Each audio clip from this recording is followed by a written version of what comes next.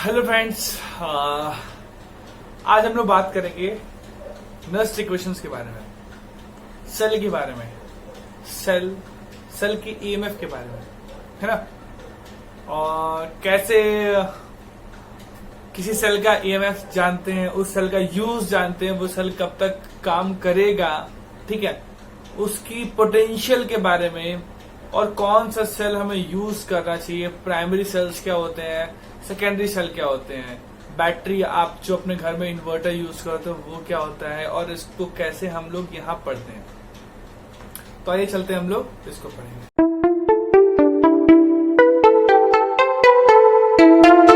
नमस्कार, स्वागत है आपका हमारे चैनल दक्षस काउंटर में। और हम लोग बात करेंगे इलेक्ट्रोकेमिस्ट्री के बारे में।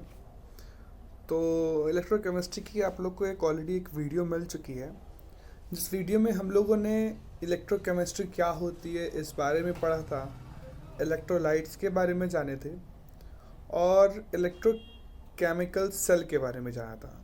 लास्ट पॉइंट जो हम लोगों ने पढ़ा था वो था इलेक्ट्रोकेमिकल सीरीज़, है ना। तो जो आपको ये सामने स्क्रीन पर दिखाई दे रही है, ये एक इलेक्ट्रोकेमिकल सीरीज़ है।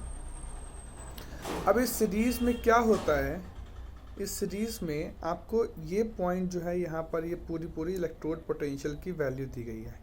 इस पोटेंशियल में आपको दिख रहा है कि जो सबसे पहले सिल्वर लिखा हुआ उसका इलेक्ट्रोड पोटेंशियल 0.22 दिया हुआ है, और सोडियम जो सबसे लास्ट में दिया गया उसको बोला गया 2.71, ठीक है। तो इससे ये पता कैसे क्या किया था कि कहाँ पर ऑक्सीडेशन होता है, कहाँ रिडक्शन होता है। अब आपको बताते हैं, ये जितनी भी सारी वैल्यूज़ है ना, ये सब की सब क्या है, रिडक्शन वैल्यू है। क्या है, रिडक्शन पोटेंशियल, किसी भी चीज़ की रिडक्शन पोटेंशियल। आपको लास्ट क्लास में बताया था मैंने कि हम जब ई नॉट की वैल्यू निकालते हैं तो ई नॉट में हम लोग कैसे निकालते थे, ई सेल कैसे निकालते थे, E R minus E L ऐसे निकालते थे ना। तो यहाँ पर आपको यही चीज़ दिखा हुआ है कि यहाँ पर आपको रिडक्शन पोटेंशियल दिया गया हुआ है, ठीक है। अब 0.22 का मतलब सबसे हाईएस्ट वैल्यू है। आपको ये पॉइंट देखते हैं कि क्या होता है कि जितनी lower the value of E naught होगा इसका application, greater the tendency to form cation, यानी जितनी ई नॉट की वैल्यू कम होगी, कैटायन बनने की टेंडेंसी उतनी ज़्यादा होगी, यानी वो उतना ही जल्दी खुद ऑक्सीडाइज होगा, और इसका मतलब उतना ही वो अच्छा रिड्यूसिंग एजेंट होगा। तो क्या था, लोअर द वैल्यू। यहाँ पर सबसे लोअर वैल्यू किसकी है, 2.71, माइनस में है वो भी सोडियम का, ठीक है। तो यानी कि यहाँ पर अब इससे भी नीचे होता है पोटेशियम होते हैं, फिर लिथियम होता है, कई सारे मेटल्स हैं, उन सबकी होगी, बट यहाँ कुछ कॉमन मेटल का एग्जाम्पल लिया गया है, ठीक है। सो lower the electrode potential, lower the value of electrode potential, यहाँ पर हिडन है क्या, रिडक्शन। जब तक कि मेंशन ना हो ऑक्सीडेशन पोटेंशियल, तब तक हम बाई डिफॉल्ट मान लेते हैं रिडक्शन पोटेंशियल, ठीक है। तो ये हमारा पहला पॉइंट हो गया ये चीज़, ठीक ना। दूसरा पॉइंट क्या, metal placed below the hydrogen, यानी कि जितने भी मेटल जो है वो इसके नीचे है ना, इस पॉइंट के नीचे, इस पॉइंट के नीचे जो है, इसको हम लोग बोलते हैं कि यार ये जो है ये मेटल डिस्प्लेस कर सकता है हाइड्रोजन को, लेकिन इसके ऊपर वाले यानी कि ये दोनों जो आपको वैल्यू दे रहे हैं ये डिस्प्लेस नहीं कर सकते हैं किसी भी कीमत पर, ठीक है। क्यों, क्योंकि वो रिड्यूसिंग रिडक्शन पोटेंशियल का ज़्यादा है, उनको वो खुद क्या होंगे, वो ऑक्सीडाइजिंग एजेंट होंगे, खुद रिड्यूस हो चुके होंगे, राइट, खुद रिड्यूस और होंगे, ओके। तो ये हमारा ये इलेक्ट्रोकेमिकल सेल बताने का मेन मोटिव था। ये कुछ सामने इलेक्ट्रोकेमिकल सेल की सीरीज दी गई है जिसको बोलते हैं, ठीक है।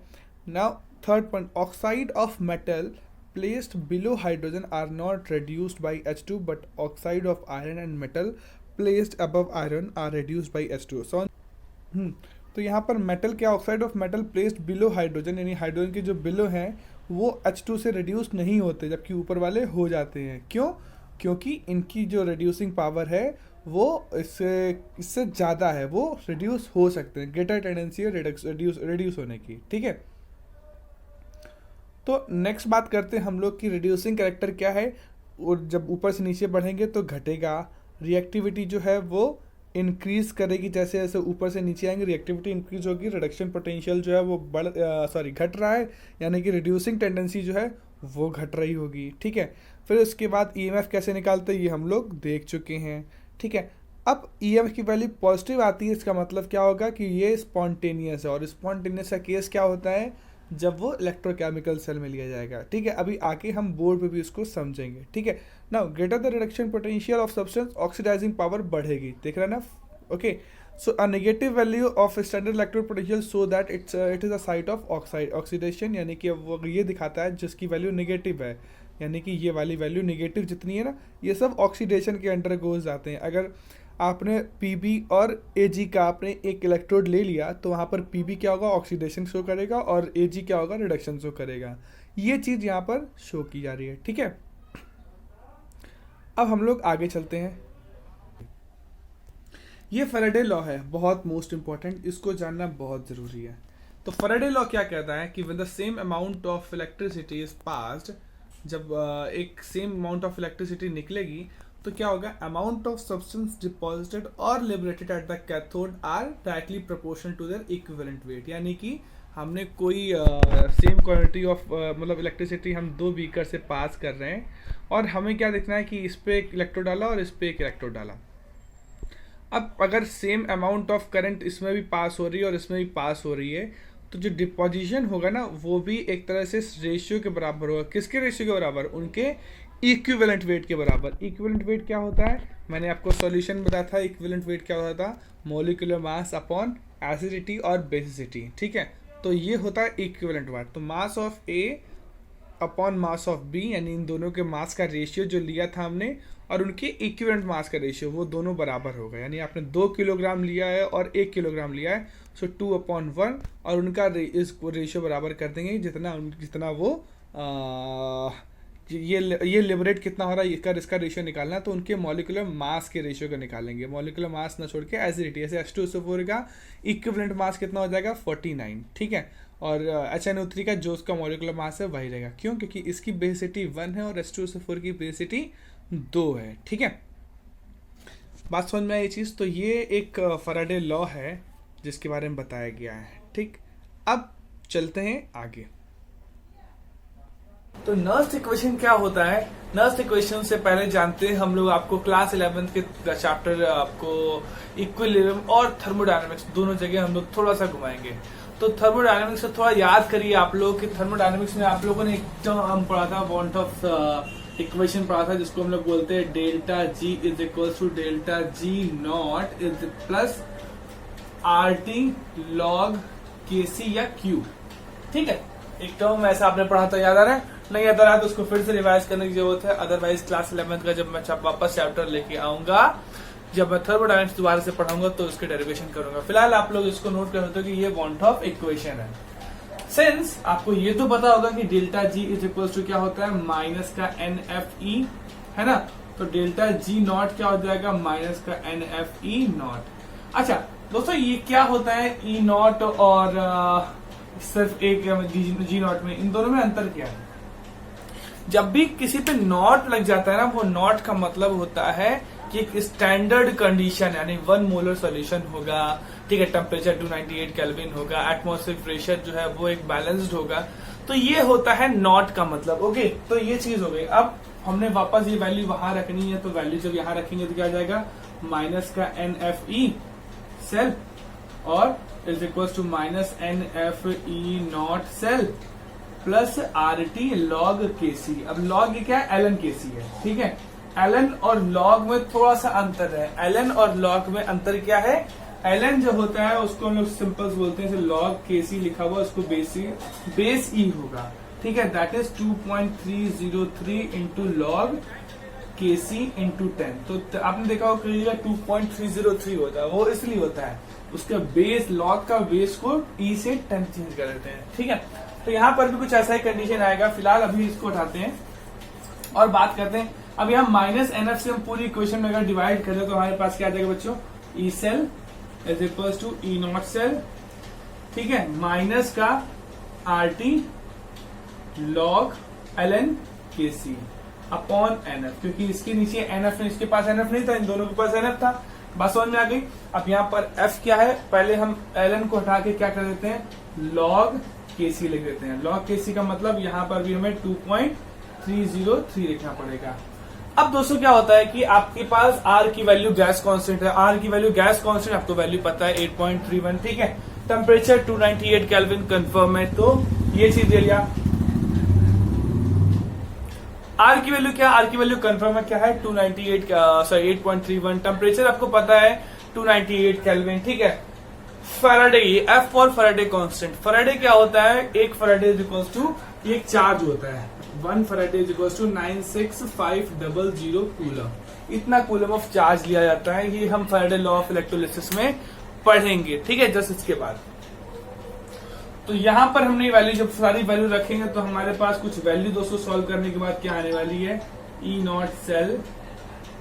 Not cell minus 0.0591 upon N log KC, ठीक है।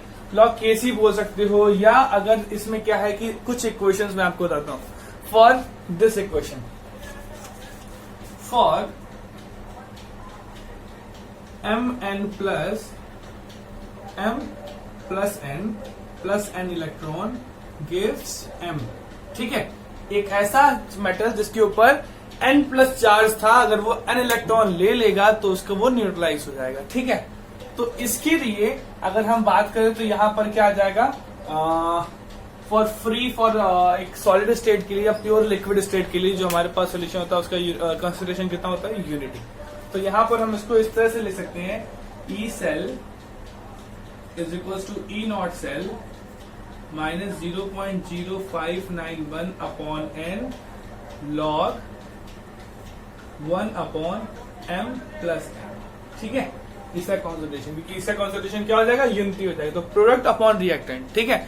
तो लॉग रिडक्शन अपॉन ऑक्सीडेशन, हम ये लिख सकते हैं कि हम लोग इस तरह से वैल्यू सॉल्व कर सकते हैं। नेक्स्ट इक्वेशन यही होती है दोस्तों, ये या फिर ये, ठीक है। अब ये केसी क्या था, सपोज कर लिए कि दूसरी रिएक्शन हमने दे दिया, for a mole of A plus b mole of capital B gives c mole of capital C plus d mole of capital D. अब यहां पर क्या हो जाएगा, केसी की वैल्यू दोस्तों क्या हो जाएगी, सी की पावर स्मॉल सी, डी की power small D upon B की power small B, capital A की पावर स्मॉल ए, ठीक है।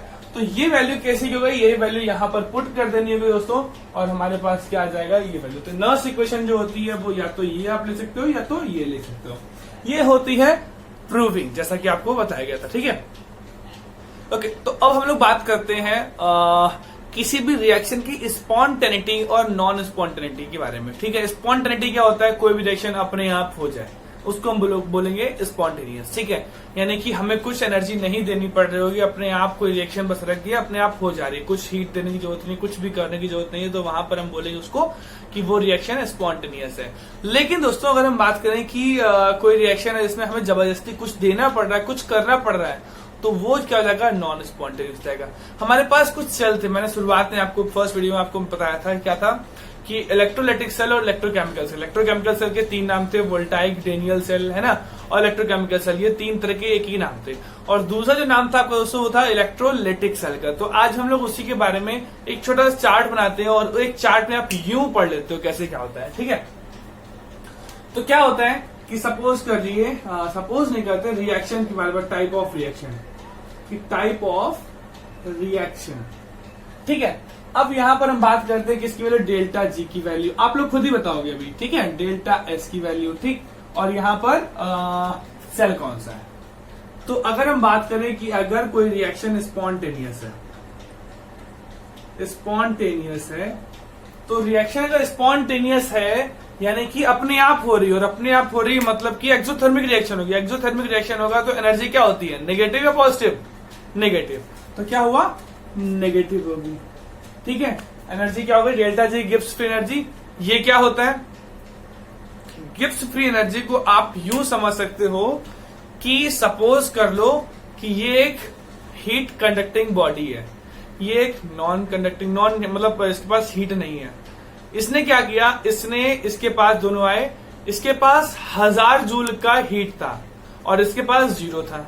जब बॉडी जो हीट है इससे इसमें ट्रांसफर हुई तो एट इक्विलिब्रियम दोनों के पास जो है वो, हमें तो पता है 1000 ये है और ये अगर 0 था तो 500 हो जाना था, बट मैं कह रहा हूं कितना गया उसके अंदर, वो गया 400 पे रहा।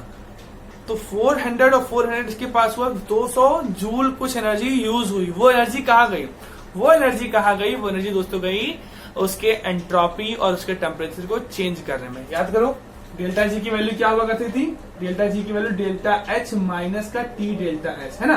तो डेल्टा एच क्या हो गई, जो इसकी 1000 जूल एनर्जी थी।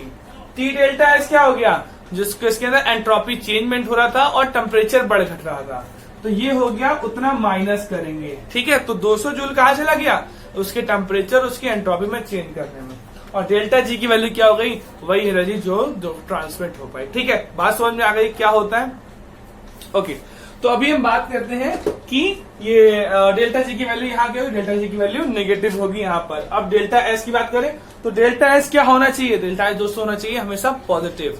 किसके लिए, अगर रिएक्शन स्पॉन्टेनियस यानी अपने आप हो रही है तो एंट्रोपी, एंट्रोपी मतलब जब तक आप सफली नहीं करते हो तो रिएक्शन होती है क्या।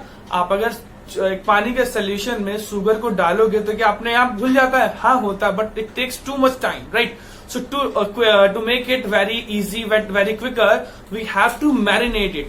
So we need the entropy, right? So there will be a positiveness in entropy. Clear? Now we will talking about cell. तो cell क्या होता है भाई, जो सेल अपने आप स्वतः होती चली जा रही है, जिसमें एनर्जी कम लग रही है, एनर्जी खुद पे खुद काम कर रहा है, स्पॉन्टेनियस है, वो सेल हो जाएगा इलेक्ट्रोकेमिकल सेल, ठीक है। तो याद रहेगा ना, हम ऐसा कहीं लिखा नहीं होगा, मैं थोड़ा सा कामचोर हूं इसलिए बोल दिया इलेक्ट्रोकेमिकल सेल। अब बात कर रहे हैं हम लोग नॉन स्पॉन्टेनियस की। तो नॉन स्पॉन्टेनियस क्या होता है, नॉन स्पॉन्टेनियस होता है यानी कि अब हमें एनर्जी देनी पड़ रही है, यानी अपने आप नहीं हो रही। तो डेल्टा जी की वैल्यू क्या आ जाएगी, पॉजिटिव, ठीक है। तो डेल्टा जी की वैल्यू पॉजिटिव। एंट्रोपी क्या होगा, जब भाई नॉन स्पॉन्टेनियस है तो एंट्रोपी भी नेगेटिव आ रहा होगा, तभी तो हमें एनर्जी देनी पड़ रही है। तो एंट्रोपी क्या आ गया, नेगेटिव। सेल कौन सा होगा, इलेक्ट्रो, काम चोरी यार, काम चोरी है, इलेक्ट्रोलाइटिक सेल। तो ये हमारा एक चार्ट आप चाहो तो नोट कर सकते हो। एक पॉइंट और बच गया, एक पॉइंट और क्या बच गया कि हो गया। अब नेक्स्ट पॉइंट है इक्विलिब्रियम। अगर इक्विलिब्रियम होगा, ये दोस्तों क्या होता है कि जब ऐसा कंडीशन, जब दोनों इलेक्ट्रोड के पोटेंशियल का दोनों इलेक्ट्रोड का जो पोटेंशियल होगा वो ऑलमोस्ट सेम होगा, ठीक है। तो ऐसी कंडीशन में क्या होगा, अगर दोनों का पोटेंशियल सेम है तो कोई इलेक्ट्रॉन इधर से उधर नहीं जाएगा, और जब कोई इलेक्ट्रॉन इधर से उधर जाएगा नहीं तो क्या एनर्जी चेंजमेंट होगा, नहीं होगा। क्या एंट्रोपी हो रही होगी, नहीं हो रही होगी। तो बैटरी कैसी होगी, तो सेल कैसा होगा, इलेक्ट्रोकेमिकल सेल, वोल्टाइक सेल, अरे नहीं ये तो वही होता है। डैनियल सेल, अरे नहीं ये भी वही होता है। अब इलेक्ट्रोलाइटिक सेल ना, ये तो हमने बात कर चुके हैं। तो कौन सेल होगा भाई, कोई सेल नहीं होगा। ऐसी सेल उसको हम लोग मात्र एक डेड बैटरी कहा जाएगा। क्या कहा जाएगा, डेड बैटरी कहा जाएगी, ठीक है। ये 0 होगी, ये 0 होगी। क्लियर है, बिल्कुल पक्का, ठीक है। तो ये हो गया हमारा इसका कॉन्सेप्ट। अब बात करते हैं हम लोग कंडक्टेंस के बारे में। तो कंडक्टेंस आपको याद आ रहा है, कुछ ऐसा मिलता है, कोई राइमिंग वर्ड मिल रहा है किसका, रेजिस्टेंस से। रेजिस्टेंस तो आप लोगों ने बहुत अच्छी तरीके से पढ़ा है, ओम्स लॉ के बारे में बहुत तेजी में पढ़ा हुआ है ना। ओम्स लॉ का डेरिवेशन आपको फिजिक्स में मिलेगा, ठीक है, कि कैसे करते हैं ड्रिफ्ट वेलोसिटी के बारे में। बट अभी हमें ओम्स लॉ के बारे में सिर्फ इतना जानना है कि ओम्स लॉ क्या होता है, V = IR, है ना, where R is resistance. Resistance क्या होता था, ρL/A। तो रेजिस्टेंस का जस्ट इनवर्स क्या होता है, कंडक्टेंस। कंडक्टेंस जिसको हम लोग G से डिनोट करते हैं, ठीक है। कंडक्टेंस को हम लोग किससे डिनोट करते हैं, G से डिनोट करते हैं। और ये क्या होता है, जस्ट उल्टा, यानी G = 1/R। तो 1/R, तो इसकी यूनिट क्या हो गई, R की यूनिट क्या होती है, ओम, तो इसकी यूनिट क्या हो जाएगी, ओम इनवर्स, या फिर MHOS, ठीक है। इसका जस्ट उल्टा, या फिर इसको बोल सकते हैं हम लोग, इसको और क्या बोल सकते हैं, कुछ नहीं बोलेंगे, बताएंगे क्या बोलेंगे। तो ये हो गया ओम इनवर्स या फिर MHOS, ठीक है, माचोस, तो ये बोलते हैं। अब कंडक्टेंस हमें पता चल गया, तो इसी का रेजिस्टेंस क्या होता है, ρL/A, यानी कि रेजिस्टिविटी होती थी। यहाँ पर फिर क्या होगी, कंडक्टिविटी भी होगी। तो कंडक्टिविटी यानी कि कप्पा, कटप्पा नहीं, कप्पा, 1/ρ, ठीक है। अब रो की यूनिट क्या होती थी, ओम मीटर होती थी, ओम सेंटीमीटर होती थी। तो यहां पर क्या हो जाएगा, यूनिट इसकी ओम इनवर्स सेंटीमीटर इनवर्स। ठीक है, इसको टुगेदरली ऐसे ओम इनवर्स ये बोला था, ओम इनवर्स, तो इसको बोलते हैं ओम इनवर्स सेंटीमीटर इनवर्स। इसका दूसरा टर्म भी बोल सकते हैं, इसको हम लोग सीमेन, कैपिटल है सीमेन, SIEMEN, इसको हम लोग सीमेन भी बोल सकते हैं। ठीक है, ठीक है, तो आपने देखा कप्पा को हम लोग बोलते हैं 1/ρ यानी कि 1/रेजिस्टिविटी। 1/रेजिस्टिविटी को हम लोग बोल सकते हैं 1/RA/L, तो L ऊपर पहुंच जाएगा, राइट। तो इसको हम लोगों ने दो पार्ट में डिवाइड कर लिया, 1/R। 1/R को हम लोग क्या बोलते हैं, 1/R को हम लोग बोलते हैं कंडक्टेंस। ठीक है, 1/R को क्या बोलते हैं हम लोग, कंडक्टेंस। तो कंडक्टेंस इंटू L/A, या फिर L/A को हम लोग एक और चीज बोलते हैं, conductance is equal to G into cell constant. क्या बोलते हैं, सेल कॉन्स्टेंट।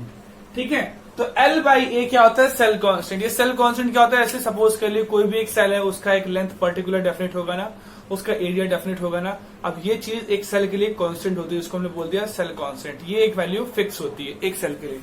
तो ये हो गया L/A, जिसको बोल दिया cell constant, G into cell constant. G क्या है, कंडक्टेंस। ठीक है, तो हमारे पास कई रिलेशन मिल गया स्पेसिफिक कंडक्टिविटी और कंडक्टेंस के बीच में, स्पेसिफिक कंडक्टिविटी और रेजिस्टिविटी के बीच में, रेजिस्टेंस के बीच में और सेल कांस्टेंट के बीच में। तो कई सारी हमारे पास आपको एक तरह से फॉर्मूले मिल गए। ठीक है, ये हमारा हो गया स्पेसिफिक कंडक्टिविटी। अब हम जब इतनी चीज देखनी है तो एक टर्म आपको और मैं इंट्रोड्यूस करवा दूं, वो टर्म का नाम है मोलर कंडक्टिविटी। क्या है, मोलर कंडक्टिविटी। तो मोलर कंडक्टिविटी का मतलब क्या हो गया कि किसी सोल्यूशन की हम कंडक्टिविटी को निकाल रहे हैं एक मोलर कंसंट्रेशन में। ठीक है, यानी उसके मोलारिटी भी हम चेक करेंगे यहां पर। तो मोलारिटी क्या हो गया, सपोज कर लीजिए यहां पर कि हमने कुछ 2 मोलर कंसंट्रेशन सोल्यूशन लिया हुआ है, अब उसकी कंडक्टिविटी चेक करी जा रही है।